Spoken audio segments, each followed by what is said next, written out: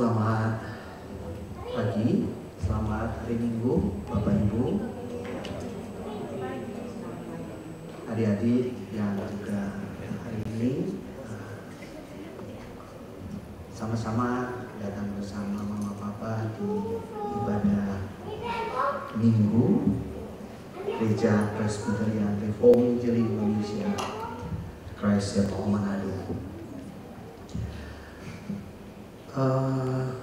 Bolehkah saya mengundang kita untuk sambil berdiri kita boleh saling berjabat tangan, bertegur sapa dengan saudara-saudara yang ada di samping kiri, samping kanan kita sambil apakah saya juga bisa meminta jemaat yang ada di samping kiri saya untuk boleh berpindah ke sebelah kanan, memenuhi area kanan supaya sebentar rekan-rekan jemaat lain yang datang agak belakangan boleh menempati area sebelah kiri karena memang kita ada di lantai 5 yang ruangannya tidak seperti biasa di lantai 6. Terima kasih.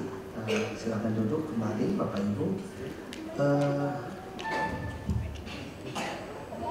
Ada hal yang perlu disampaikan kepada jemaat. Hari ini kita memulai ada sesuatu yang baru dalam kaitan dengan persembahan. Kami membagikan amplop persembahan. Ini sebenarnya dimaksudkan untuk membantu rekan-rekan di Asher yang dalam beberapa kesempatan mereka juga menyampaikan kadang-kadang mereka menerima uang persembahan yang memberi dalam bentuk tunai kadang-kadang agak sudah diremas lah begitu, dan karena itu kami coba membantu jemaat yang memberikan persembahan dalam bentuk tunai. Jadi ada nanti di meja Asher di setiap minggu ada amplop persembahan seperti ini. Bapak Ibu bisa mengambilnya di meja Asher sebelum beribadah. Bapak Ibu juga dapat membawa pulang amplop ini untuk kebutuhan minggu depan, di ibadah minggu di minggu depan. Dan amplop ini akan selalu tersedia di meja rekan-rekan Asher di setiap minggu Bapak Ibu. Di samping itu amplop persembahan ini juga membantu kita yang kadang-kadang di tampilan di layar atau mungkin di kantong persembahan ada QR code yang kadang-kadang agak susah ya kita coba itu. Jadi kira-kira dengan menggunakan ini di sini ada QR code yang semoga dapat membantu Bapak Ibu ketika scan ya, kris barcode persembahan. Dan lebih daripada itu sebetulnya kami juga berharap amplop persembahan ini juga mengajarkan ya kepada anak-anak kita sebetulnya yang paling penting bagaimana memberikan persembahan yang terbaik kepada Tuhan. Nah, ketika orang tua memberi teladan bagaimana memberi persembahan yang terbaik kepada Tuhan, maka dengan sendirinya anak-anak juga akan mengikuti teladan orang tua. Nah, kira-kira itu yang kami harapkan dengan amplop persembahan. Kita akan memulaikan ibadah kita di pagi ini Bapak Ibu. Mari saya mengajak kita untuk menenangkan diri kita. Kita mengambil waktu, kita berdoa kepada Tuhan.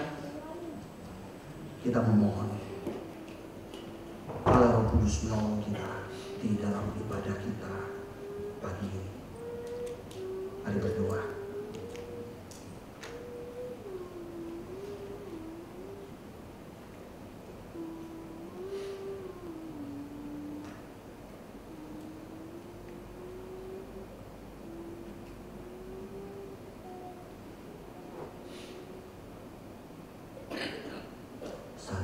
selesai. Mari jemaat Tuhan, mari kita berdiri.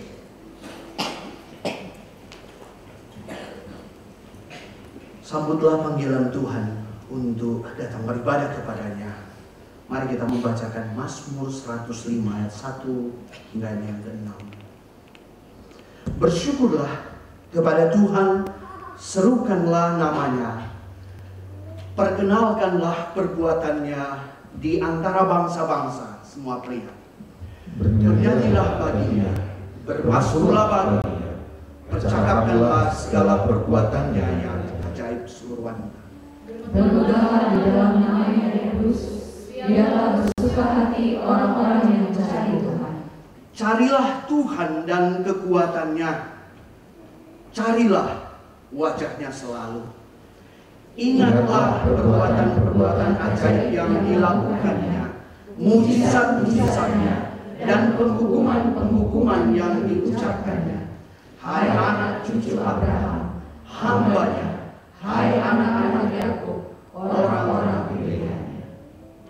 Mari kita mengagungkan Tuhan kita, Yesus Kristus, Allah dan Raja kita. Mari kita serukan kemuliaan dan keagungannya melalui nyanyian dan pujian kita di ibadah pagi ini.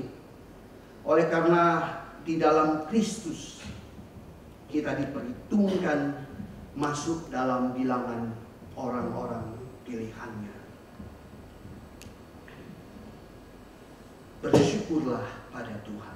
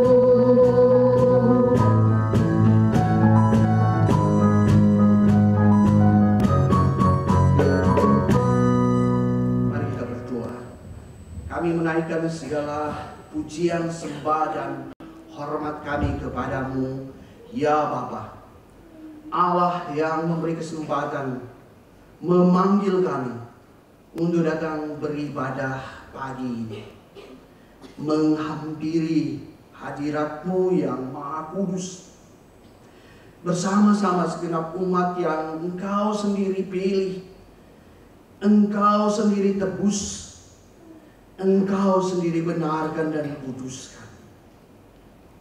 Bapa, ditinggikan dan dimuliakanlah kiranya nama-Mu, oleh karena Engkaulah yang layak menerima segala pujian, segala sembah dan hormat dari kami umat tebusan.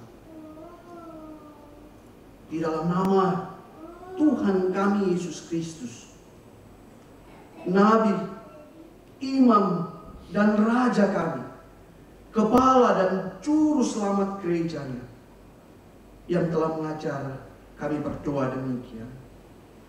Bapa kami, dikuduskanlah nama-Mu, datanglah kerajaan, jadilah kehendak-Mu di bumi seperti di surga. Berikanlah kami pada hari ini makanan kami yang secukup, dan ampunilah kami seperti kami juga mengampuni orang yang salah kepada kami. Janganlah membawa kami ke dalam pencobaan, tapi lepaskanlah kami dari yang jahat. Karena Engkau yang punya kerajaan, kuasa dan kemuliaan sampai selama-lamanya. Amin. Jemaat silakan duduk. Kita mengaku iman kita kepada Tuhan dengan membacakan Katekismus Heidelberg. Minggu ini kita akan membacakan pertanyaan ke-20 hingga pertanyaan ke-23. Apakah semua orang diselamatkan oleh Kristus? Sama seperti mereka telah terkutuk oleh karena Adam? Tidak semua orang, tetapi hanya mereka yang oleh iman yang sejati dijadikan anggota tubuhnya dan menerima seluruh karunia. Apa iman yang sejati itu? Iman yang sejati adalah keyakinan atau pengetahuan yang pasti yang membuat aku mengakui sebagai kebenaran segala sesuatu yang dinyatakan Allah kepada kita di dalam firman, dan juga kepercayaan yang teguh yang dikerjakan dalam hatiku oleh Roh Kudus melalui Injil. Isinya ialah bahwa pengampunan dosa dan kebenaran serta keselamatan yang kekal telah dikaruniakan tidak hanya kepada orang lain saja, tetapi juga kepadaku sendiri oleh rahmat Tuhan semata-mata, hanya berdasarkan jasa-jasa Kristus saja. Apa yang perlu diimani oleh seorang Kristen? Segala sesuatu yang dijanjikan kepada kita dalam Injil. Isi pokoknya diajarkan kepada kita melalui pasal-pasal pengakuan iman Kristen yang am dan pasti. Bagaimana bunyi pasal-pasal pengakuan iman itu? Aku percaya kepada Allah Bapa yang Maha Kuasa, Halik langit dan bumi, dan kepada Yesus Kristus, Anaknya yang tunggal Tuhan kita, yang dikandung dari Roh Kudus, lahir dari anak darah Maria, yang menderita di bawah pemerintahan Pontius Pilatus, disalibkan, mati dan dikuburkan, turun dalam kerajaan maut, pada hari yang ketiga bangkit pula dari antara orang mati, naik ke surga, duduk di sebelah kanan Allah Bapa yang Maha Kuasa, dan akan datang dari sana untuk menghakimi orang yang hidup dan yang mati. Aku percaya kepada Roh Kudus. Aku percaya adanya gereja Kristen yang kudus dan am, persekutuan orang kudus, pengampunan dosa, kebangkitan daging, dan hidup yang kekal. Jemaat yang dikasihi Tuhan, pengakuan iman kita hari ini menegaskan sekali lagi kepada kita bahwa tidak semua orang beroleh keselamatan. Hanya mereka yang dikaruniai iman sejati oleh Allah sendiri yang akan diselamatkan. Karena itu betapa bersyukurnya kita sebagai gereja ketika kita boleh beroleh karunia keselamatan itu. Tapi pertanyaan selanjutnya kepada kita Bapak Ibu, sebagai orang-orang pilihannya, sebagai orang-orang yang beroleh karunia iman yang sejati, kepada kita orang-orang yang semestinya memancarkan senantiasa terang kemuliaan Kristus. Bapak Ibu, jemaat yang Tuhan kasih, sudahkah hidup kita berbadanan dengan karunia keselamatan yang kita terima? Karena itu, mari sambil melihat siapa kita, mari kita datang mengaku dosa kita di hadapan Tuhan. Mari kita datang dalam doa pengakuan kita.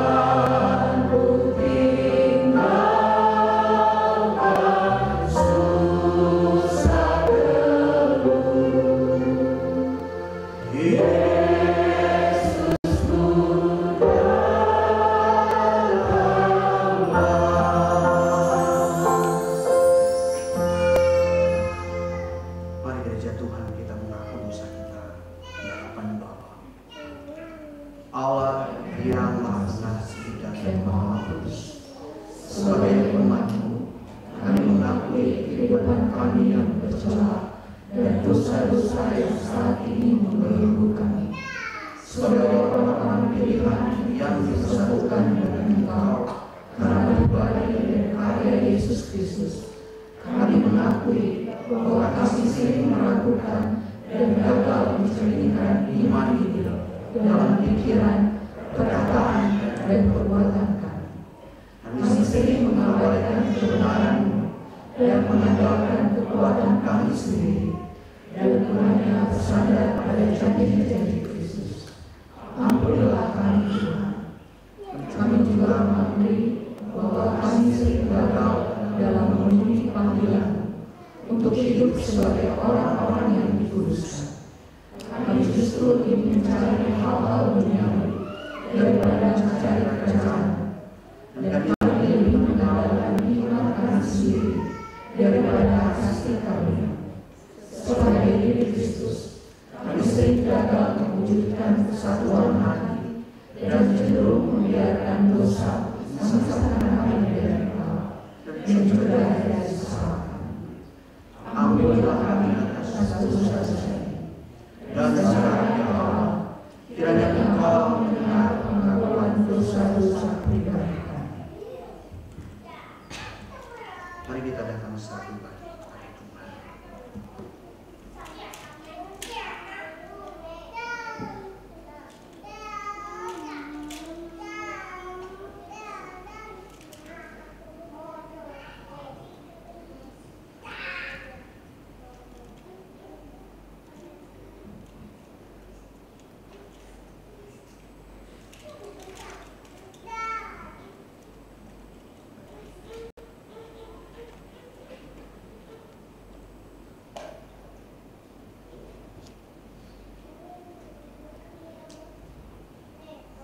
Bapa, kasihanilah kami umat-Mu ini, dan dengarkanlah setiap doa dan pengakuan kami. Kami bawa dengan penuh kerendahan hati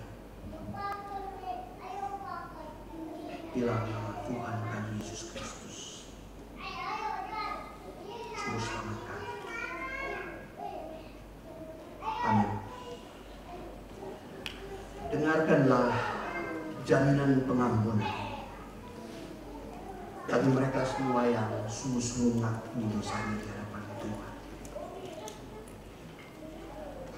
Sebab Engkau ya Tuhan, baik dan suka mengampuni dan berlimpah kasih setia bagi semua orang yang berseru kepada Mazmur 86 yang kelima.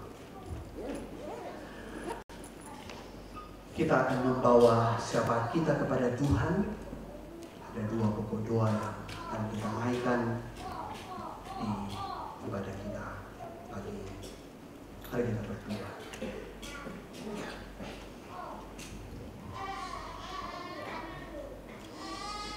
Bapa di dalam surga, kami menaikkan syukur kepadamu untuk segala berkat jasmani dan berkat rohani yang boleh kami terima melalui Kristus sebagai kepala dari kami. Di dalam kasih dan kehendak-Mu, Kau menjadikan kami anak-anak-Mu, mewarisi segala janji-janji yang Engkau telah sampaikan melalui firman. Terima kasih Tuhan untuk segala berkat yang Engkau beri bagi kami. Saat ini kami mau datang di hadapan-Mu. Kami mau berdoa untuk gereja, secara khusus Christ Chapel Manado dan seluruh Christ Chapel yang ada di bawah Sinode Gereja Presbyterian Reformed Injil Indonesia. Bapa, kami memohon kiranya melalui gereja-Mu ini, setiap jemaat melalui firman dan melalui tuntunan Roh Kudus, kami senantiasa dikaruniakan roh hikmat dan pengertian, wahyu untuk dapat mengenal Allah yang benar. Kami juga memohon kiranya kami diberikan mata hati yang terang, agar kami boleh mengerti, kami boleh memahami apakah yang terkandung di dalam panggilan kami ketika kami mengikut Engkau, mengikut Kristus. Tolonglah Tuhan gereja-Mu ini untuk setiap program pelayanan yang sementara dan yang akan direncanakan berjalan sepanjang tahun berjalan ini. Bahkan setiap kerinduan-kerinduan dari rencana-rencana pelayanan yang telah digumulkan, Tuhan, kami mohon Tuhan kiranya yang menolong gereja-Mu. Kami berdoa Engkau kiranya memberikan hikmat, memberikan bijaksana, memberikan kekuatan, memberikan kerelaan, memberikan kesehatan dan kecukupan kepada para pengurus, para penatua, para diaken yang Tuhan percayakan menjadi alat Tuhan di dalam melayani Engkau dan jemaat di dalam gereja ini. Kami juga berdoa Tuhan untuk setiap jemaat yang ada. Mereka yang boleh bersyukur oleh karena Tuhan memberkati mereka sepanjang minggu ini dengan umur yang baru, baik secara pribadi maupun secara keluarga. Tuhan memberkati karena berkat-berkat jasmani lainnya, berkat di dalam pekerjaan, berkat di dalam usaha, sembuh dari sakit penyakit, bahkan berkat-berkat lainnya yang mendatangkan sukacita di dalam hidup mereka. Bapa, berkatilah setiap jemaat ini. Kami pun berdoa untuk setiap jemaat yang mengalami pergumulan, yang bergumul secara pribadi maupun secara keluarga, yang bergumul karena sakit penyakit, yang bergumul karena kekurangan secara finansial, yang bergumul dengan relasi dengan sesama anggota keluarga, relasi dengan rekan kerja, relasi dengan tetangga, bertetangga, di lingkup masyarakat sekitar tempat tinggal, relasi dengan atasan ataupun relasi dengan bawahan di tempat kerja, bahkan pergumulan-pergumulan lain yang membuat jemaatmu menderita. Bapa, tolonglah kami jemaatmu yang bergumul ini. Nyatakanlah kiranya kasih-Mu, nyatakanlah kiranya pertolongan dan jamaah-Mu. Sembuhkan yang sakit Tuhan, cukupkan yang berkekurangan, damaikan yang berseteru, dan kuatkan, mampukan kami juga Tuhan untuk dapat berjuang melawan setiap dosa-dosa kami di dalam setiap kehidupan kami. Bapa, kami sadar Engkaulah yang dapat melakukan jauh lebih banyak yang kami doakan, yang kami pikirkan. Karena itu kami bawa Tuhan setiap pergumulan kami ke dalam tangan kasih, ke dalam kuasa dan dalam kehendak-Mu. Bapa, kami pun mau menyerahkan untuk bangsa dan negara kami. Secara khusus kami mau menyerahkan Tuhan untuk kota kami, kota Manado. Kami menyerahkan untuk pemerintahan yang baru terbentuk, yang akan dilantik beberapa hari ke depan. Kami memohon kiranya Tuhan yang menolong pemerintah kota kami, Tuhan, di dalam menjalankan tanggung jawab yang Tuhan boleh percayakan kepada mereka. Menjaga, melindungi kami, membawa kami kepada kehidupan yang lebih sejahtera. Bapa, melalui berbagai media sosial yang kami lihat akhir-akhir ini,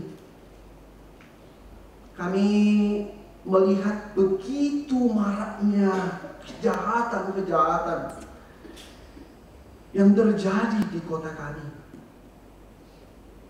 Kami melihat perkelahian antar warga terjadi dan terjadi. Penikaman, pembunuhan, aksi bunuh diri, dan banyak sekali kejahatan-kejahatan lain, Tuhan, yang terjadi di kota kami ini.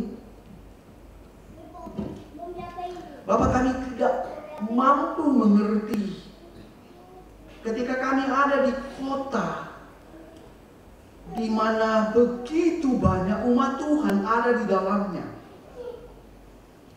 Tetapi begitu banyak pula, Tuhan, kejahatan-kejahatan yang terjadi di kota kami ini. Bapak, kami datang kepadamu. Kasihani Tuhan kota kami. Tolonglah setiap pemerintah kami yang diberikan tanggung jawab oleh Engkau sendiri untuk mengelola kota ini. Wali kota, wakil wali kota, dan seluruh jajaran, pihak kepolisian dan lembaga-lembaga terkait. Tuhan, berikanlah mereka hikmat. Berikanlah mereka bijaksana di dalam menyikapi setiap kondisi-kondisi yang ada di kota kami. Kami rindu, Tuhan, kota kami ini sungguh-sungguh boleh memberkati. Bukan hanya memberkati kami sebagai warga yang ada di kota ini, tetapi juga boleh memberkati bangsa dan negara kami ini. Karena itu Tuhan, kami berdoa kiranya setiap anak-anak Tuhan yang ada di kota ini, kiranya Tuhan boleh pakai menjadi sarana anugerah Tuhan untuk dapat berkontribusi dalam menciptakan ketentraman kota ini melalui setiap tindakan yang menyatakan kebenaran dan kasih di dalam setiap kehidupan mereka. Bapa, ini doa kami. Kami bawa kepadamu, kepada Allah kami,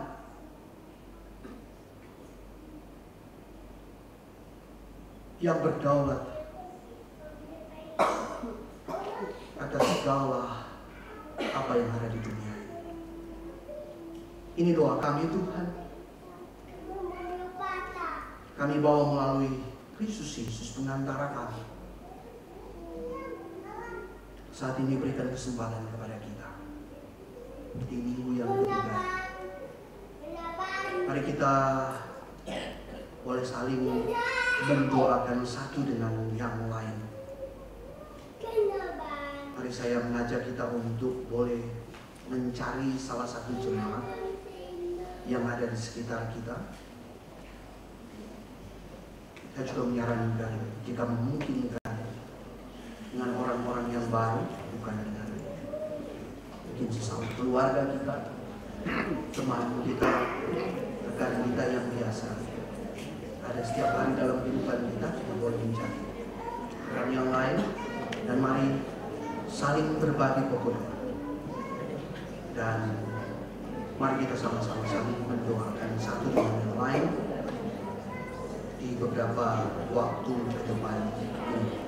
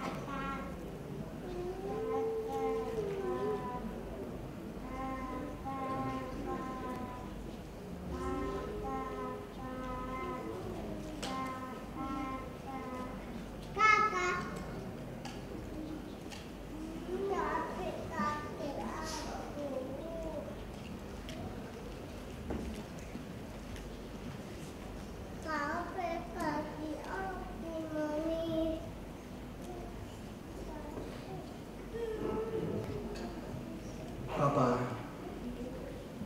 dengarkanlah setiap doa anak-anak. Kau kiranya yang boleh menjawab setiap doa kami menurut kehendak dan kuasa. Kami naikkan doa kami di dalam nama Tuhan kami Yesus Kristus. Amin. Mari kita bawa persembahan kita kepada Tuhan dan dengarkanlah firman Tuhan yang menuntun kita di dalam kita membawa persembahan kita kepada Tuhan. Sebab kekayaan dan kemuliaan berasal daripadamu, dan Engkaulah yang berkuasa atas segala-galanya. Dalam tangan-Mu lah kekuatan dan kejayaan. Dalam tangan-Mu lah kuasa membesarkan dan mengokohkan segala-galanya. Sekarang, ya Allah kami bersyukur kepadamu dan memuji nama-Mu yang agung. 1 Tawarik 29 ayat yang ke-12 dan yang ke-13. Mari bawa persembahan kita di hadapan Tuhan sambil kita menyanyikan pujian O Lord of Heaven. Be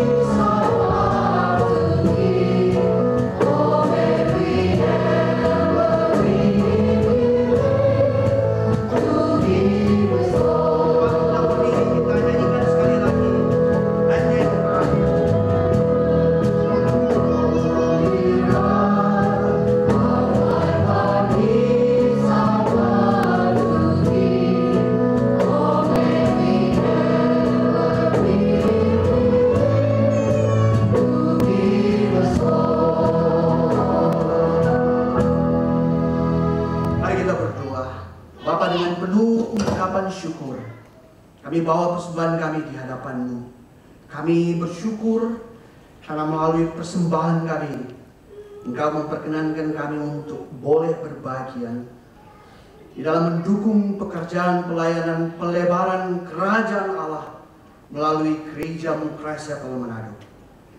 Bapa, sesungguhnya apa yang kami persembahkan ini tidak dapat dibandingkan dengan persembahan diri Kristus yang telah mempersembahkan dirinya sendiri menjadi korban penghapus dosa kami. Karena itu Bapa, kiranya ajarlah kami ketika kami diberi kesempatan untuk membawa persembahan kami di hadapan-Mu.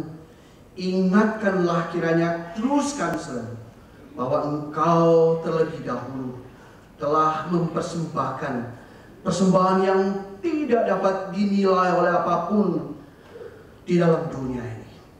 Bapak, terima kasih. Ini persembahan kami. Kami bawa di dalam nama Tuhan kami Yesus Kristus. Amin. Jemaat silakan duduk. Tuhan membarui umat-Nya melalui firman-Nya.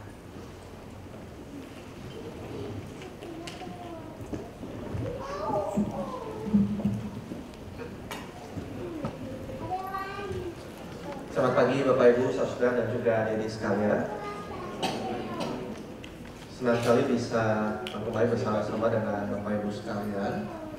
Saya di minggu yang lalu sampai hari Kamis berada di Karawaci, Jakarta, karena beberapa agenda yang ada rapat dengan rekan-rekan di sana. Dan saya membawa salam dari Pak Rik Kanada. Semoga Bapak Ibu masih ingat ya, Pak Rik kebetulan datang, bukan kebetulan, sudah direncanakan. Dia datang, dan kemudian salam dari Pak Yones Salim, juga dari Pak Dedi Simanjuntak yang sempat datang dengan Pak Yones Salim di Desember yang lalu. Nah, saudara, satu agenda besar yang di dalam sejarah daripada gereja GPRI ini, yaitu pendewasaan gereja. Ya, dan di dalam 2 minggu ke depan, jadi minggu ini Christ Chapel Kupang akan didewasakan. Ya, dan beberapa elders juga akan dipubliskan. Ya, jadi yang sudah duluan itu CCM 2 tahun lalu ya, tahun 2022. Jadi yang kedua didewasakan setelah CCM itu Christ Chapel Kupang minggu ini. Jadi kita doakan untuk prosesnya. Dan minggu yang akan datang itu Christ Chapel Karawaci, saudara. Ya, jadi kita mengucap syukur udah ada 4 nanti ya gereja yang dewasa di dalam lingkungan Sinode GPRI ini. Dan di tanggal 23 juga satu intern kita itu ya, Pak Dedi Simanjuntak, juga akan dihabiskan sebagai pendeta presbiteri. Dan nanti kita akan doakan terus, kemungkinan di bulan Juni atau Juli akan diutus ke Sentani untuk memulai church planting di sana ya, Gereja Sentani. Jadi mari kita sama-sama dukung gerakan ini agar firman Allah bagi umat Allah di Karawaci, di Manado, di Kupang, di Sentani, di mana saja itu bisa semakin menyebar, saudara. Dan terus doakan agar ada makin banyak juga orang-orang yang terpanggil untuk berbagian memberi diri mengerjakan pekerjaan Tuhan yang demikian besar di bumi Indonesia ini.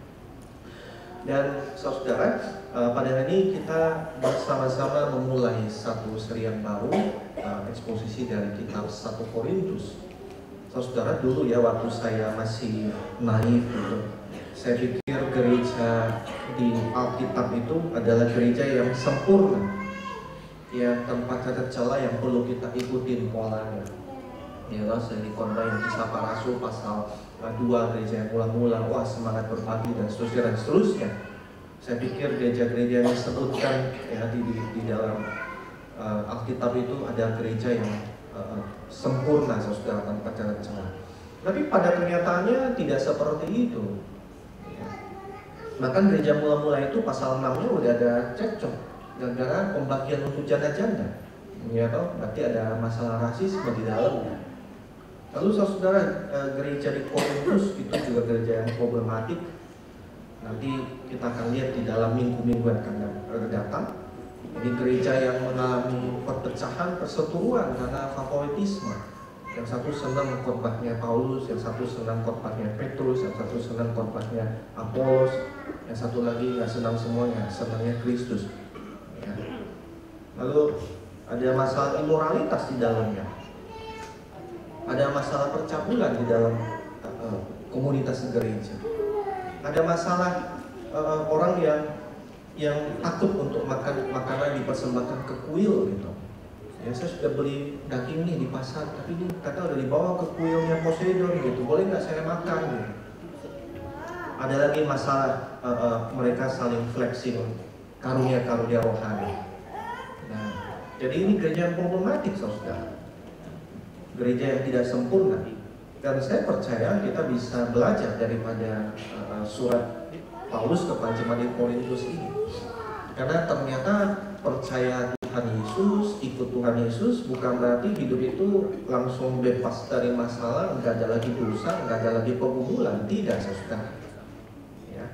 Percaya pada Tuhan bukan berarti kehidupan itu senantiasa manis, imun dari masalah, selalu lancar. Tidak, saudara. Kita masih mengalami pergumulan tertentu. Tapi lewat 1 Korintus ini, ya, apa yang Paulus tulis kepada jemaat-jemaat di Korintus itu adalah mengingatkan dan mengajarkan, menanamkan balik lagi kepada Injil.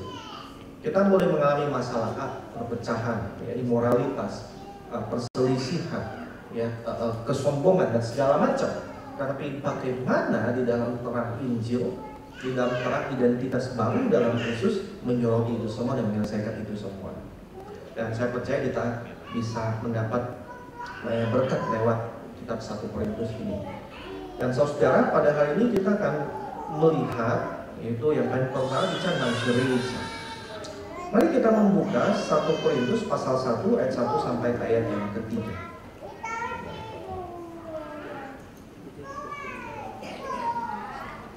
1 Korintus pasal 1 ayat 1 sampai ayat yang ketiga.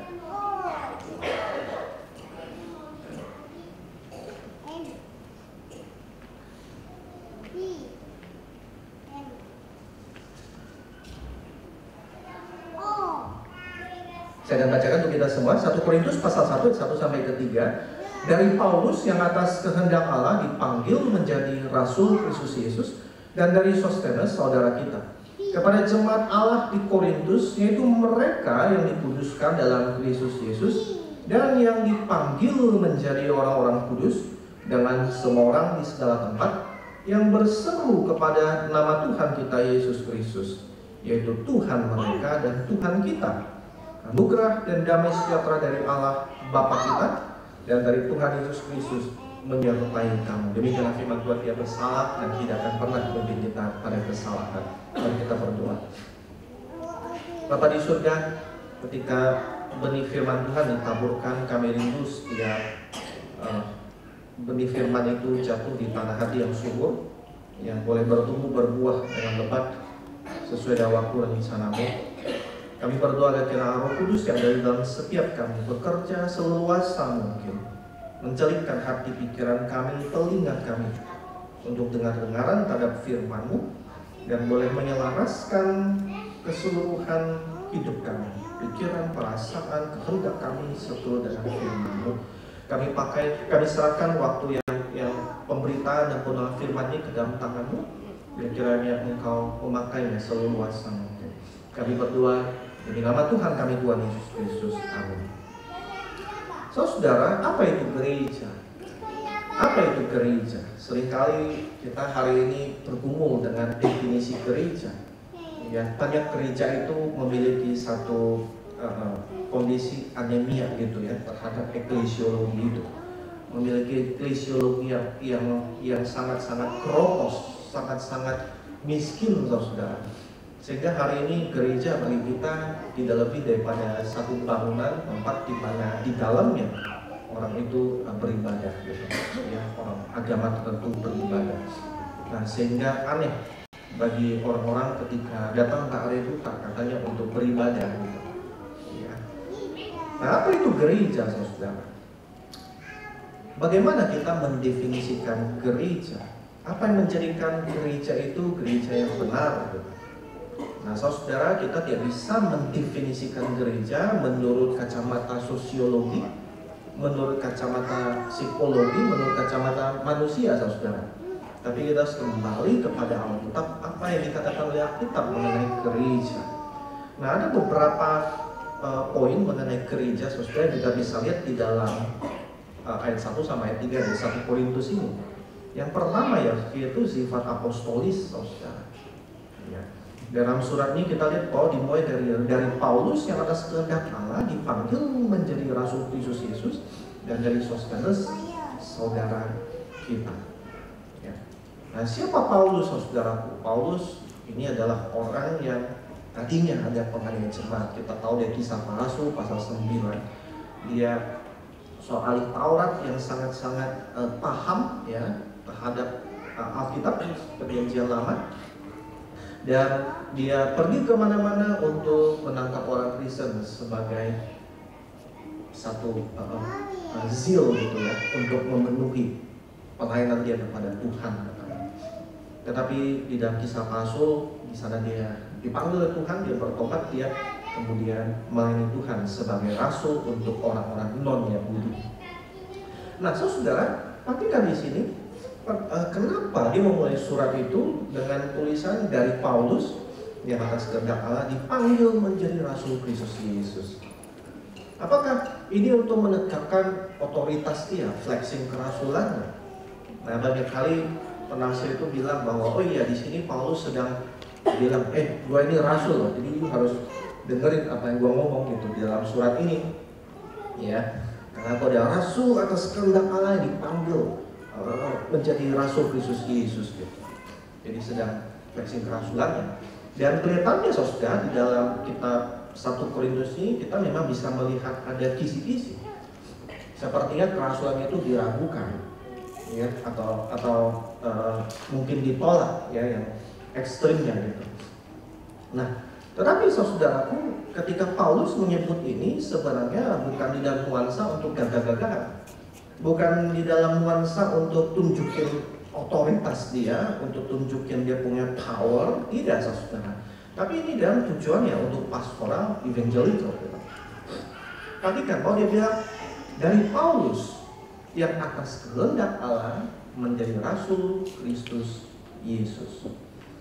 Nah, ini bukanlah keluar dari perasaan otoritas, tetapi humility, perasaan rendah hati.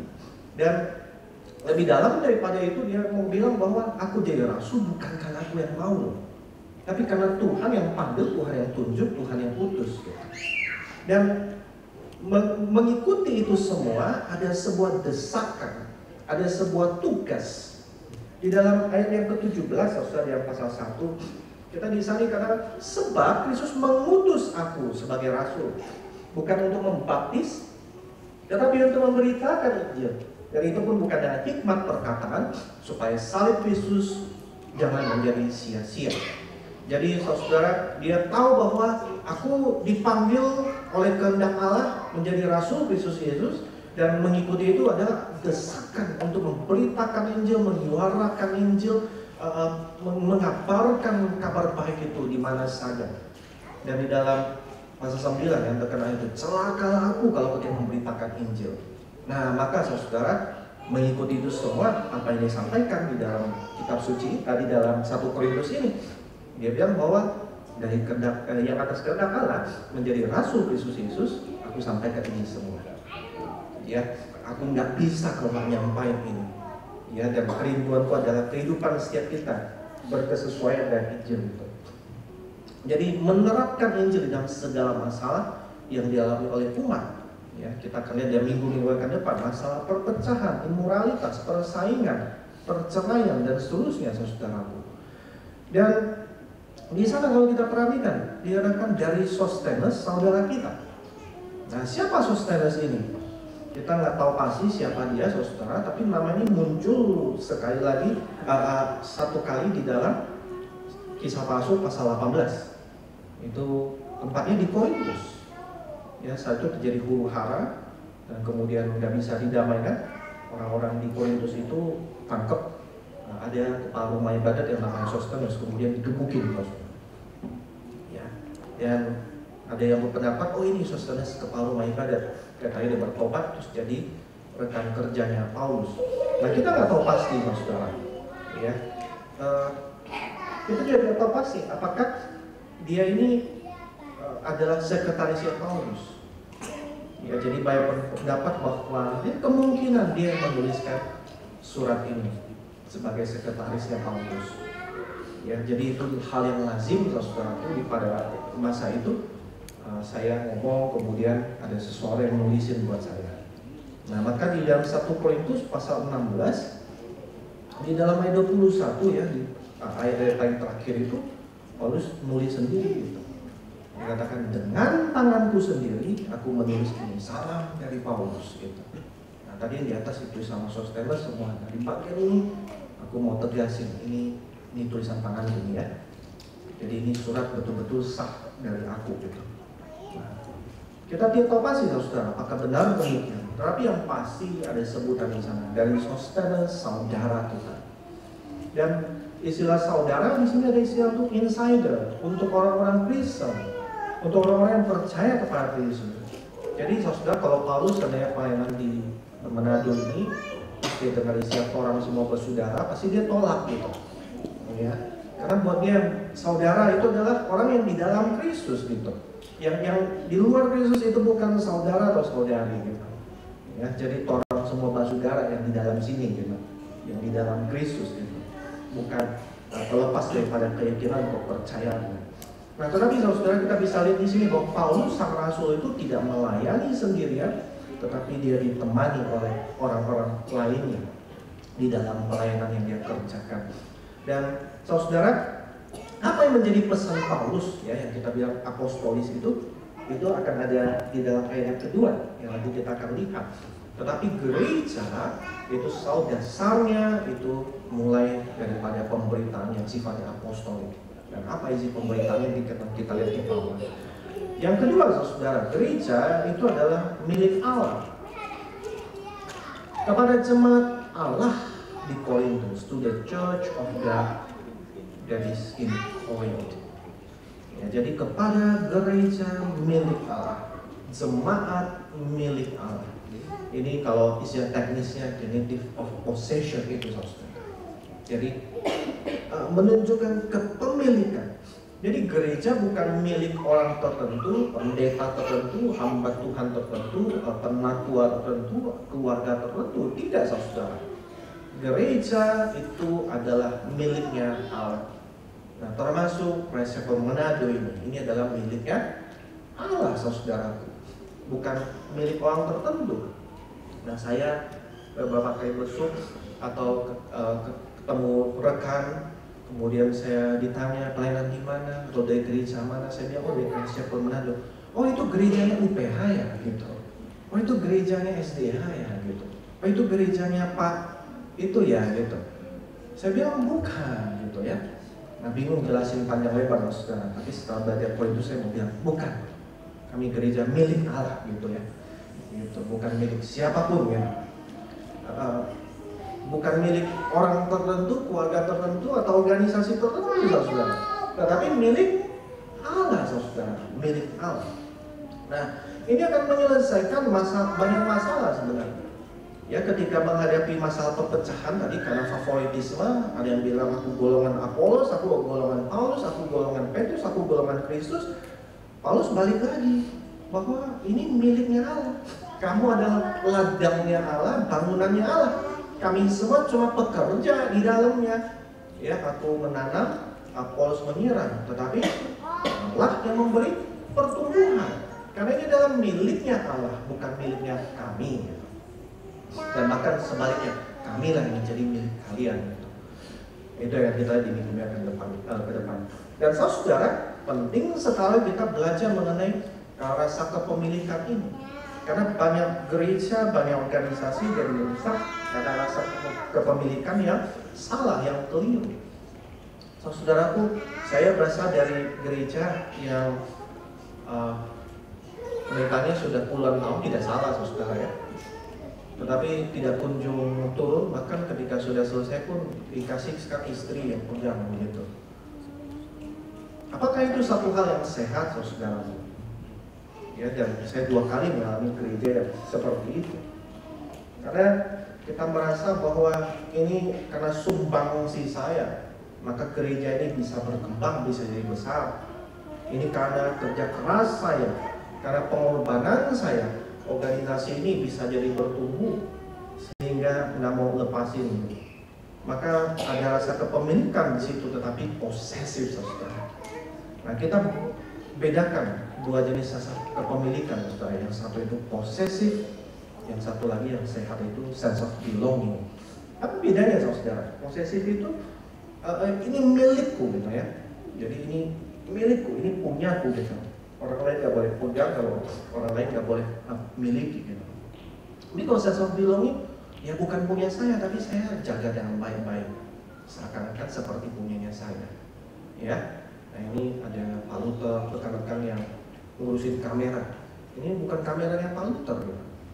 Ya, tapi dia jaga baik-baik gitu. Karena ada sense of belonging gitu ya. Nah, tapi bahaya kalau ternyata dia punya itu ada posesif saudara. Ya, perasaan bahwa ini adalah punya saya, itu bahaya saudara. Ya. Nah, jadi saudara, posesif itu ya punya sense dia ownership. Tapi sense of belonging itu menghasilkan stewardship, penata layan. Bukan punya saya, tapi saya rawat dengan baik, seakan-akan punyanya saya, dititipkan kepada saya. Lalu yang satu itu kontrol, ya cengkram dengan kuat gitu. Tapi yang satu itu terima dengan tangan yang terbuka gitu. Ya, dan diteruskan ketika memang sudah harus diteruskan. Jadi saudaraku, ketika kita melihat misalnya leader susah untuk turun gitu, kayak jabatan tertentu mungkin ya posesif begitu. Ya, ketika seseorang post power syndrome begitu, ya mungkin memang karena posesif, merasa bahwa itu adalah milik saya, kepunyaan saya, kerja keras saya, tidak melihat lagi bahwa ini miliknya Allah. Nah, saudara, ini saya belum lulus uji ya. Saya bisa gampang ngajar gitu, karena saya belum mengalami itu gitu. Ya, saya belum sampai masa ketika harus meletakkan jabatan gitu ya, pensiun apapun itu lah ya. Tapi setidaknya saya sampaikan ini, dan satu waktu misalnya ternyata saatnya saya harus turun atau harus pindah atau harus selesai. Terus ternyata saya nggak mau, Bapak Ibu tolong ingetin saya. Ya, Bapak pernah khotbah seperti itu, ya, Bapak pernah bicara seperti itu, atau penatua-penatua yang lain di sini ya, ruling elders kita ya, saya juga penatua, teaching elder, ruling elder misalnya. Ya, saatnya misalnya selesai gitu, tetapi ternyata tidak selesai. Ya, ingatin bahwa jemaat itu adalah milik siapa, saudara? Milik Allah, bukan milik perorangan, milik orang tertentu, keluarga tertentu, organisasi tertentu, tetapi miliknya Allah. Yang ketiga, gereja sifatnya itu lokal atau partikular. Kepada jemaat Allah di Korintus, di satu lokasi di Korintus. Boleh next ya? Saya jelaskan secara cepat saudara, Korintus itu di mana. Tapi saya tidak akan sangat detail, karena nanti ketika kita bahas bagian-bagian berikutnya saya akan tunjukkan ya keadaan sosial di Korintus itu. Nah, Korintus ini terletak di wilayah yang strategis. Nah, Bapak Ibu bisa lihat ya, jadi itu di sebelah kanan atas ini Italia, sebelah sini ini Mesir, dan kemudian Israel, Palestina itu. Nah, coba satu peta yang Satu lagi. Nah, ini peta yang di zoom saudara. Jadi boleh balik lagi dulu nggak? Balik dulu. Nah, saudara, pada zaman itu kapalnya itu biasanya mereka nggak mungkin nyebrang dari bawah itu langsung ke atas. Mereka akan lihat samping-samping itu. Iya, jadi nyitorin dari samping. Nah, terus kenapa Korintus ini jadi penting? Karena dia punya 2 pelabuhan. Coba next lagi, yang peta setelah. Nah, Bapak Ibu, mereka terletak di wilayah yang dataran itu paling sempit gitu, ya. Nah, jadi di situ mereka punya 2 pelabuhan dan itu ada jalan yang kira-kira paling 6 kilo, 5 kilo, 6 kilo, ya. Sudah dibikin paving yang lurus begitu, sehingga orang bisa turun di pelabuhan ini nanti naik di pelabuhan yang berikutnya gitu, sehingga tidak putar ke bawah. Karena kalau putar ke bawah 1 minggu, ya kira-kira 1 minggu saudara. Nah, itu sebabnya Korintus ini menjadi satu tempat yang sangat-sangat maju, penuh dengan kehidupan gitu. Ya, or para pedagang dari mana itu ya datang ke sana, kemudian ada pelancong, ada turis juga gitu. Korintus menjadi tempat yang sangat-sangat maju gitu, secara finansial, secara sosial. Nah, jadi bayangkan orang misalnya bawa durian gitu, ya toh, nggak bisa lama-lama saudara, perlu segera gitu. Selain ambil dari saudaranya, perlu segera jual gitu ya, 1-2 hari kalau nggak busuk begitu. Nah, ini kalau muter 6 hari lagi panjang gitu. Jadi kita segera turun di pelabuhan yang sebelah sini supaya boleh dioper barangnya, nanti naik ke pelabuhan sini bawa ke rumah, sehingga menghemat 6-7 hari gitu. Dan tidak busuk barangnya atau busuknya berkurang gitu. Nah, jadi saudara, ini pentingnya kota Korintus ya. Dan ini menjadi kota di mana simbol pencapaian pengejaran orang-orang adalah memiliki status sosial yang makin tinggi, secara penghidupan oke gitu ya, punya banyak budak dan punya banyak pengikut gitu. Jadi kota yang mengejar status sosial. Siapa kamu, apa yang kamu punya, di mana kamu tinggal, itu sangat-sangat penting. Dan di kota yang seperti ini ada jemaat-jemaat Tuhan berdiri, saudara. Ada orang-orang, ada umat Tuhan yang kemudian berkumpul, yang percaya kepada Injil, yang bergumul di dalam menghidupi satu kehidupan berpadanan pada Injil. Dan di kota ini Paulus pernah melayani 1 tahun 6 bulan, 1,5 tahun kira-kira. Dan sekarang dia tulis surat lagi kepada jemaat itu untuk remind mereka, ingatin mereka, terus mengajar mereka, menuntun mereka. Jadi gereja Tuhan, ada gereja yang sifatnya itu partikular, saudara, lokal, di dalam wilayah tertentu, tempat yang tertentu, waktu yang tertentu. Tetapi tetap dia adalah bagian daripada jemaat Allah itu. Dan sama seperti itu kita saat ini di Manado, ya, kita pun adalah bagian daripada jemaat Allah itu di lokasi yang partikular, tempat tertentu, saudara. Yang berikutnya, next lagi. Gereja Tuhan ada gereja yang kudus atau holy.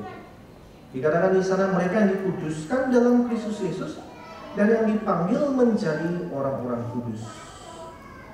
Those sanctified in Christ Jesus, called to be saints.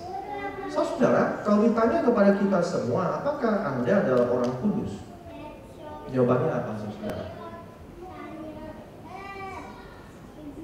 Bukan, Pak, gitu. Orang kudus itu tuh sampo dan santa ini dan itu gitu. Oh tidak, saudaraku, kita balik lagi kepada Alkitab gitu. Lihat, Paulus menulis surat panggil orang-orang Korintus ini, jemaat yang kacau gitu ya. Ada masalah-masalah, tapi dia bilang jemaat yang dikuduskan dalam Kristus Yesus, yang dipanggil menjadi orang-orang kudus gitu. Jadi panggilan bagi setiap orang yang ada di dalam Yesus Kristus, yang menjadi umat Tuhan, itu adalah orang-orang kudus. Nah, ini yang seringkali disebut sebagai pengudusan definitif itu, saudara. Pengudusan di dalam arti dipisahkan atau dikhususkan.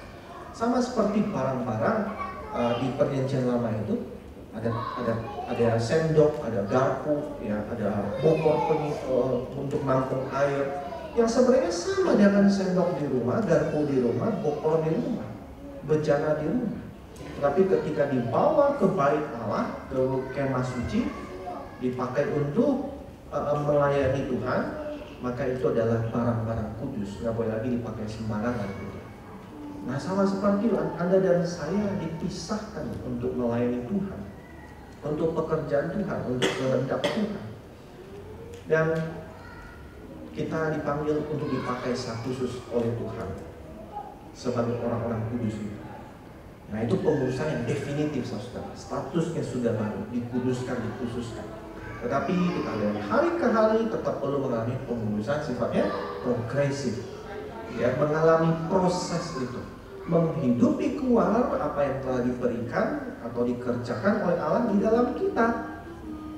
Dan contoh yang sering dipakai adalah ketika bangsa Israel di bawah kepemimpinan Yosua. Yosua waktu dipanggil sama Tuhan dikasih tugas, kepada kamu telah kuberikan tanah Kanaan. Oh, asik Tuhan. Oleh sebab itu pergi ke sana perang, ya, ambil itu tanah. Nah, jadi saudara sudah diberi apa tetap perlu saya ambil gitu.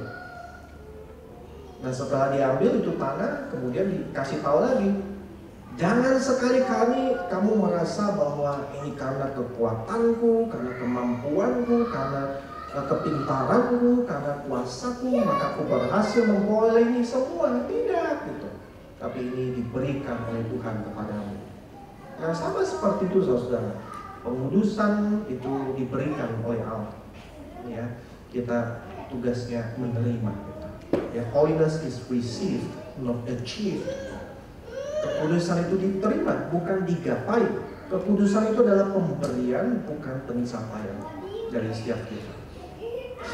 Ini misteri kekudusan Alkitabiah, antara kedaulatan pekerjaan Allah dan juga ketaatan dari manusia. Yang berikutnya, gereja itu sifatnya universal. Ya, kalau tadi lokal, partikular, saudara, sehingga kita jadi kegeeran, merasa bahwa ini gereja yang asli, gereja satu-satunya, yang paling suci, paling benar di sini dah gitu. Kita nggak lihat lagi gereja yang lainnya. Tapi kadang-kadang di sana bahwa mereka dikuduskan, dipanggil di orang kudus dengan semua orang di segala tempat yang berseru kepada nama Tuhan kita Yesus Kristus, yaitu Tuhan mereka dan Tuhan kita. Ya, jadi dengan mereka di segala tempat, bukan cuma yang di Korintus, tapi juga di Manado, bukan cuma di Manado, tapi juga di Kupang, di Palembang, di berbagai wilayah, di berbagai lokasi, di berbagai tempat, dan juga di berbagai zaman. Tetapi yang menjadi penentunya adalah yaitu mereka yang memanggil, yang berseru kepada nama Tuhan kita Yesus Kristus. Perhatikan bahwa ini bukan panggilan sifatnya generik, saudara. Ya, banyak kali orang bilang, ya, kita samalah, saya juga percaya kepada Isa Al-Masih gitu, ya, sebagai nabi gitu. Tapi pertanyaannya, memanggil kepada dia lah sebagai Tuhan, sebagai kurios. Kalau tidak, maka bukan bagian daripada itu. Dan perhatikan, kalau dikatakan berseru kepada nama Tuhan, apakah gedung bisa berseru kepada nama Tuhan? Apakah bisa, saudara? Tidak, gedung nggak bisa bicara, saudara. Yang bisa bicara adalah manusia, yang bisa bicara adalah orang. Maka gereja itu bukanlah gedung, saudara. Ya, church, jemaat itu bukanlah gedung, saudara. Tetapi orang-orangnya yang berseru kepada nama Tuhan Yesus Kristus itu. Orang yang bisa bersuara. Maka konsep yang sehat, kita bukan masuk ke gedung gereja, tetapi gereja sedang masuk ke dalam gedung, saudara. Ya. Kita bukan sedang kumpul di gedung gereja, tetapi gereja sedang ngumpul. Beda sekali, saudaraku, ya. Karena kita melihat bahwa yang ngumpul itu adalah manusia. Gereja adalah manusianya, jemaat, orang-orangnya. Dan perhatikan, dikatakan di sana berseru kepada nama Tuhan. Ini artinya mengakui dia. Ya, bukan sekedar knowledge, pengetahuan, tetapi pengakuan saudara, acknowledge. Mengikutinya ada action tertentu. Saya kasih contoh saudara. Misalnya ada katakanlah di rumah sakit tertentu ada putri yang tertukar, tidak sinetron gitu ya. Dan kemudian recheck itu ya, anak-anak itu udah tumbuh, kemudian ketahuan gitu, wah tertukar anakmu gitu ya. Dan ditelusuri ketemulah ya, ini si orang tua asli ketemu dengan putrinya asli tapi ketukar waktu masih kecil. Dikasih tahu, kamu anakku gitu. Aku ini papamu, aku ini mamamu gitu. Udah si anak itu sampai berseru, iya papa gitu ya, iya mama gitu. Berseru kan saudara. Tapi pakai itu cuma satu seruan yang sifatnya pengetahuan bahwa oh ini papaku, ini mama. Atau mengikutinya ada hal-hal yang lainnya. Ya jadi itu satu seruan yang mengikutinya ada konsekuensi. Ada satu perubahan transformasi dalam kehidupan. Artinya sekarang aku harus menghormati orang ini sebagai papa saya, mama saya. Ya, dan sebaliknya si papa mama ketika ini putriku, maka saya perlu merawat dia, menjaga dia, mengasihi dia. Ya, oh ini karena orang tua saya perlu mengikuti, ya obey dia. Ini adalah orang yang perlu saya jaga. Ya. Nah jadi saudara ada konsekuensinya, bukan sekedar knowledge, oh ya ini papaku, selesai. Enggak, tetapi ada satu action tertentu. Nah sekarang dikatakan di sana berseru kepada nama Tuhan kita Yesus Kristus. Mengikutinya ada action tertentu. Kristus sebagai Kurios, sebagai Tuhan. Nah maka dari sini kita kembali kepada apostolik tadi. Dari mana mereka tahu bahwa Yesus Kristus adalah Tuhan? Dari berita para rasul, dari berita para utusan-utusan Tuhan itu. Di dalam Roma pasal 10 dikatakan bagaimana setiap orang berseru kepada nama Tuhan akan diselamatkan. Bagaimana mereka bisa berseru kepada Dia kalau mereka tidak percaya kepada Dia? Bagaimana mereka bisa percaya kepada Dia atau mereka tidak pernah mendengar tentang Dia? Bagaimana mereka bisa mendengar tentang Dia kalau tidak ada yang pernah memberitakan tentang Dia? Bagaimana mereka bisa memberitakan kalau tidak ada yang diutus? Maka saudara, ya kata utusan rasul ya, orang yang diutus, sent. Balik lagi pesan apostolis, ujung-ujungnya ada berita tentang Kristus sebagai Kurios itu. Tuhan kita adalah Yesus Kristus, Tuhan mereka dan Tuhan kita. Dan itu pesan yang disampaikan berulang-ulang oleh para rasul dan juga diteruskan oleh gereja Tuhan di masa kini. Ya, pesan yang apostolik sifatnya tadi, Kristus sebagai Tuhan. Dan saudara, karena waktu ayat yang ketiga, ya yang menjadi milik daripada gereja, ya gereja yang sejati mengalami dan menikmati grace and peace itu. Ini bukanlah grace and peace yang sifatnya general, tetapi sangat spesifik. Yaitu hanya dialami di dalamnya melalui Yesus Kristus. Di dalam ayat keempat dikatakan anugerah Allah yang diberikannya kepada kami dalam Kristus Yesus. Segalanya adalah pemberian daripada Allah. Dan peace, shalom di sini bukan sekedar inner peace gitu. Ya, kalau saya punya damai di luar perang, ya bom meledak di mana-mana gitu ya, anak lahir, inner peace itu kayak Kung Panda itu. Ya kan? Tidak ada mikir saudaraku ya, yang di luar itu terserah, pokoknya saya tetap damai. Enggak begitu saudara. Damai di sini. Karena damai shalom artinya adalah segala sesuatu berjalan sebagaimana mestinya, sebagaimana seharusnya, the way it's supposed to be. Ya, ketika balik ke Taman Eden, disitulah shalom. Di mana hubungan dengan Allah, hubungan dengan antara manusia dan manusia, hubungan antara manusia dengan alam, manusia dengan dirinya sendiri, itu semuanya sebagaimana seharusnya. Itulah shalom saudaraku, itu damai sejahtera. Dan itu damai yang dikerjakan dan dialami di dalam Yesus Kristus. Di sini dan sekarang, tetapi kesempurnaan nanti kelak ketika Tuhan datang untuk kedua kalinya. Dan kita akan lanjutkan ini di minggu yang akan datang, ya, di dalam 4 dan seterusnya. Saudaraku, gereja adalah milik Allah. Gereja didirikan berdasarkan berita dari para rasul bahwa Yesus Kristus adalah Tuhan, Tuhannya setiap kita. Dan gereja sifatnya universal. Orang-orang yang bersuruh pada nama Tuhan, tapi kemudian berdiri juga di tempat-tempat lokal partikular tertentu, termasuk di Gereja Manado. Ya, setiap kita adalah umat Tuhan, gereja milik Tuhan. Dan gereja juga adalah orang-orang yang telah dikuduskan dan terus mengalami pengudusan yang progresif yang berkelanjutan sampai ketika Kristus, kepala daripada gereja itu, datang membantu kedua kalinya, menjadikan sesuatu baru, mengumpulkan setiap kita umatnya. Mari Bapak Ibu Saudara, kita berdoa.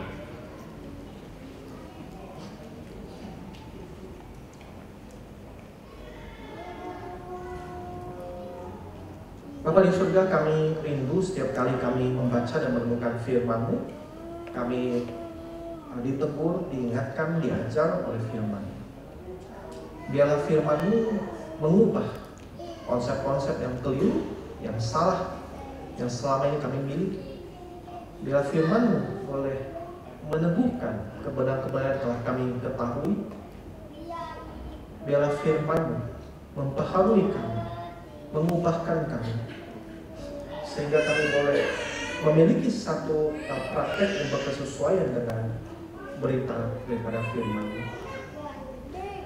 Ya Bapak, di hari ini ketika kami menghadapi pengalaman bergereja dengan kacamata atau worldview yang konsumeris, kami merasa gereja ada untuk memenuhi kebutuhan kami, keinginan kami, keperluan kami. Biarlah saat ini semua konsep-konsep yang seperti itu dilucuti yang kami tanggalkan. Kami melihat bahwa sesungguhnya setiap kami berpakaian daripada gereja itu, gereja yang sejati, sempat yang sejati. Dan tolong kami agar kami terus berakar di dalam kebenaran daripada berita Injil, berita yang rasuli sifatnya itu. Dan kami melihat bahwa kami dia sendirian, tapi kami juga adalah bagian daripada gereja yang universal, di segala abad dan tempat. Kami adalah orang yang dipanggil untuk menjadi orang-orang kudus. Kami adalah milik yang daripada Engkau, milik Allah. Biarlah Engkau yang menanam kebenaran ini di dalam hati, pikiran, juga kehidupan setiap kami. Kami berdoa demi nama Tuhan kami, Tuhan Yesus Kristus.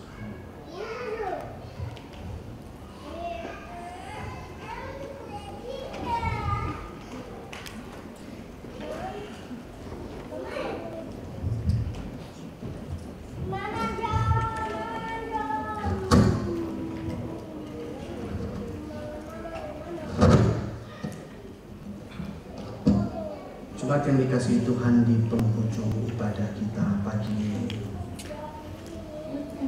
kita akan merespon firman Tuhan dengan menyanyikan sebuah lagu yang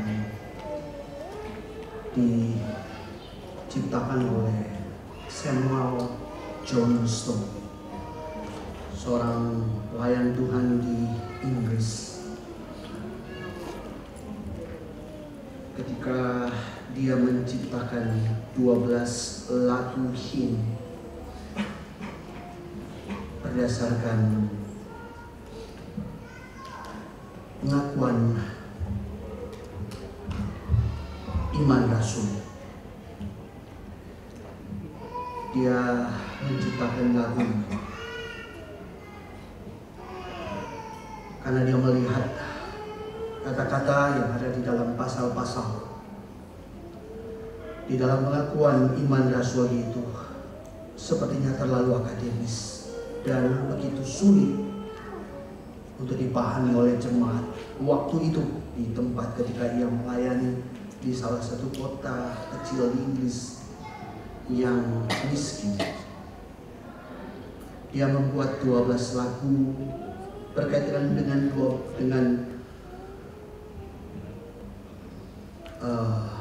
pengakuan iman rasuli, dan salah satu dari 12 lagu itu adalah lagu yang akan kita nyanyikan saat ini.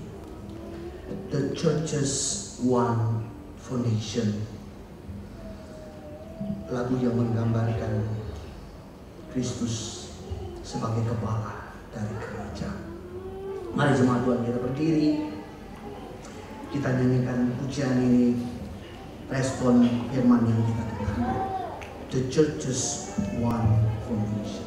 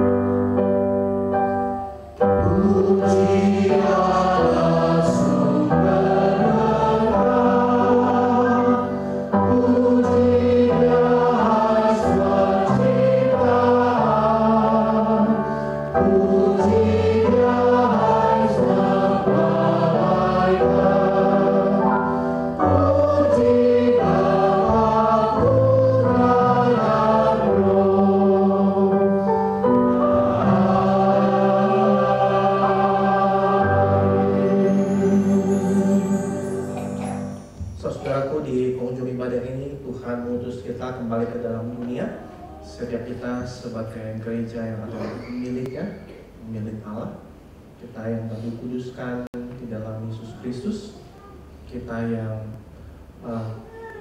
meresponi berita rasuli bahwa Yesus Kristus adalah Tuhan, dan kita yang berseru pada nama Tuhan itu. Biarlah di dalam apapun yang kita kerjakan, dimanapun kita berada, apapun yang kita katakan, lakukan, kita terus memproklamirkan akan ketuhanan Kristus itu, dan terimalah berkat yang daripada Tuhan. Kiranya kasih karunia Tuhan Yesus Kristus, cinta kasih Allah Bapa, persekutuan Allah Roh Kudus menyertai setiap kita mulai dari hari ini sampai selama-lamanya. Amin.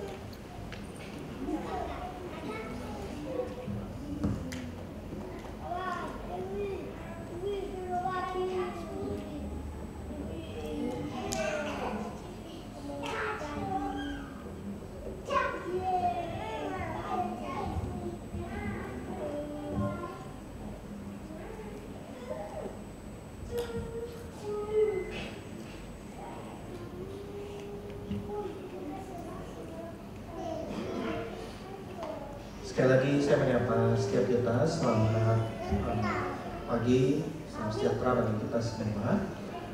Apakah ada di antara Bapak Ibu, saudara juga hadir di sini yang baru pertama kali ibadah di Gereja Manado? Kalau ada boleh mengangkat tangan sebentar. Ada ya, semuanya jemaat yang setia. Ada beberapa pengumuman yang perlu saya sampaikan, Bapak Ibu. Yang pertama, setelah ini kita ada fellowship Masih 12 tahun 10 di UPH Menunghab, ya, fellowship tetap di sini. Jadi Bapak Ibu kalau tidak terburu bisa mengambil minuman di depan, ya, dan kemudian kita bisa sama-sama kembali ke ruangan ini untuk membahas firman Tuhan. Dan prayer meeting juga akan diadakan di hari Selasa lewat Zoom seperti biasa. Dan ada dua pengumuman yang penting, yaitu untuk kelas IC dibuka pendaftarannya. Ya ini saudara ya, jadi masa pendaftarannya sampai minggu sampai tanggal 21 saudara. Jadi pertemuan perdananya adalah minggu yang akan datang.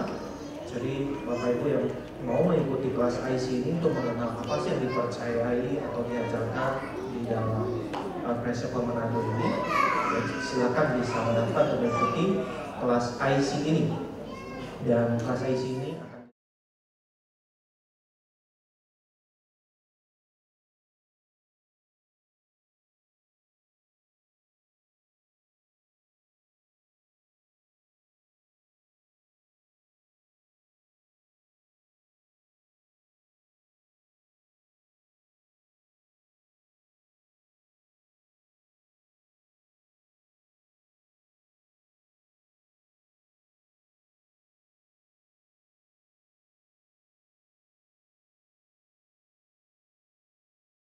harap Bapak Ibu kalau seandainya dia terburu-buru minggu depan bisa meluangkan waktu untuk mengikuti kelas trivia.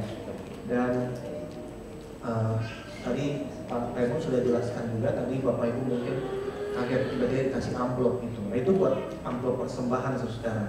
Ya, jadi selama ini rekan-rekan yang hitung kantong persembahan itu, aduh uangnya itu dilipat sampai berapa nanometer saudara ya, gitu.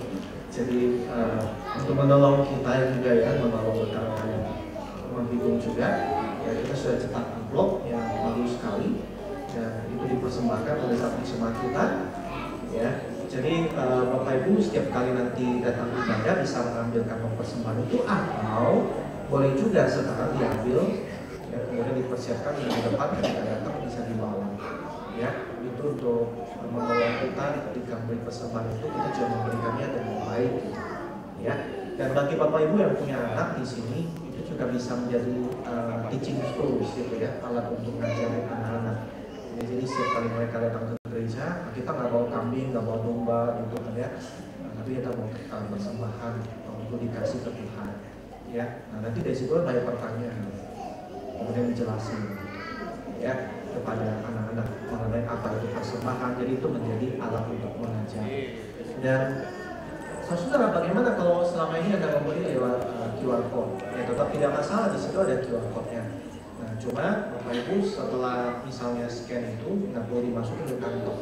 Nanti setelah pulang ibadah ini taruh aja kembali itu amplop di sana ya di meja, supaya kita nggak ngeplan yang kolektan gitu ya, untuk buka data nggak ada isinya gitu kan ya. Tapi nggak apa-apa, sesuai kan baru pertama kali kita jalankan ya. Jadi nanti saya harap ini menjadi satu culture di gereja kita ya. Itu yang saya mau sampaikan. Mari kita bisa bersalaman satu dan yang lain sambil meninggalkan ruangan ini, berkenalan satu dan yang lainnya. Kalau Bapak Ibu ada yang perlu dituakan, silakan bisa menghubungi saya, menghubungi para elder atau bisa tempat ini. Terima kasih.